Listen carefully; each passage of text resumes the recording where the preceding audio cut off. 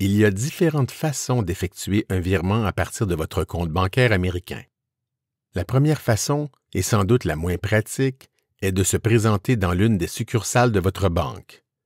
Chaque banque est différente et possède donc ses propres exigences. Dans certains cas, la banque va exiger votre présence physique devant un banquier afin d'effectuer un virement. La seconde façon d'effectuer un virement est par l'entremise du site Web de la banque, dans votre espace client ou encore via l'application de la banque sur votre téléphone mobile. Toutefois, il y a souvent une limite, quotidienne, hebdomadaire ou mensuelle, au montant que vous pouvez virer. Afin de contourner cette limite, la banque peut vous fournir, sur simple demande, un jeton de sécurité, Security Token, qui coûte environ 20 $. Ce jeton d'authentification génère aléatoirement un code permettant ainsi d'augmenter la limite des virements bancaires autorisés. Aux États-Unis, il n'est généralement plus possible d'effectuer une demande de virement bancaire par courriel ou par télécopieur.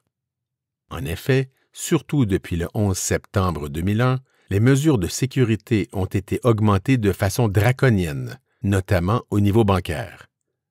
D'autre part, cela réduit considérablement les cas d'usurpation d'identité. Dans de rares occasions, certaines banques vont exiger que vous ayez un numéro de sécurité sociale américain, SSN pour Social Security Number, ou un identifiant fiscal pour non-résident américain, ITIN, pour Individual Taxpayer Identification Number, avant de vous permettre d'effectuer un virement bancaire. Pour éviter ce type de restrictions et surtout pour réduire les frais bancaires, certains sites Web, dont notamment TransferWise, offrent une solution alternative.